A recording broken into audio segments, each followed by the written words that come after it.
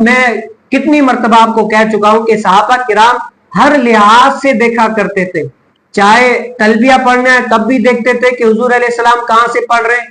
چاہے مکہ یا کعبے کے اندر داخل ہونا ہے یا مدینے کے اندر الغرض وہاں پر داخل ہونا ہے تب بھی صحابہ دیکھتے کہ حضور علیہ السلام کہاں سے اندر داخل ہوتے ہیں, کہاں سے باہر آتے ہیں, الغرض کہاں پر نماز پڑھتے ہیں, کہاں پر نہیں پڑھتے, کہاں پر رکتے ہیں, کب کہاں پر کیا کام کرتے ہیں. صحابہ وہ سارا کام دیکھا کرتے تھے اور اس کے بعد وہی سنت کو ادا کرتے کہ حضور علیہ السلام نے یہاں پر یہ عمل کیا تھا, یہاں پر یہ عمل کیا تھا. بس اس کی غرض کیا تھی؟ اتباع رسول صلی اللہ علیہ وسلم, حضور علیہ السلام کی سنت سے محبت کہ اس کا صدقہ ہمیں نصیب ہو جائے.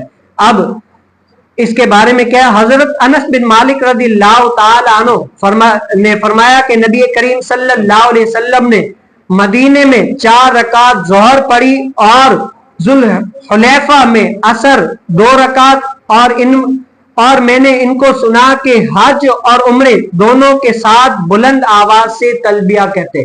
یعنی حضور علیہ السلام نے کہا ہے, وہ کہتے ہیں کہ میں نے نبی کریم صلی اللہ علیہ وسلم کو مدینے میں دیکھا کہ 4 رکعت ظہر پڑھی ہے اور ذوالحلیفہ میں دیکھا کہ عصر کی کیا ہے 2 رکعت پڑھی ہے.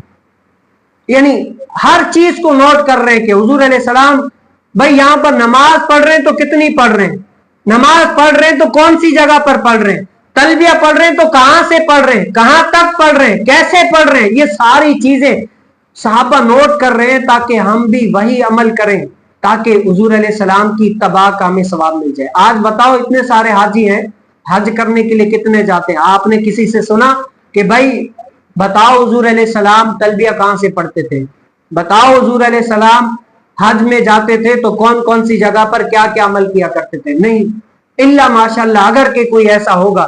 لیکن کہے یہ صحابہ کی تعلیم ہے کہ اگر آپ حج کرنے کے لیے جاؤ, عمرہ کرنے کے لیے جاؤ نا, تو اس میں وہ جگہیں ڈھونڈو, وہ سنتیں حضور علیہ السلام کی پیروی ڈھونڈو کہ حج پہ لیے گئے ہیں تو حضور علیہ السلام جب حج پر گئے تھے کب کہاں پر کیا عمل کیے تھے, ہم بھی وہی عمل کریں گے. کیا ہے, حج کا ثواب ملے گا, عمرے کا ثواب ملے گا اور حضور علیہ السلام کی سنت کا بھی ثواب مل جائے گا.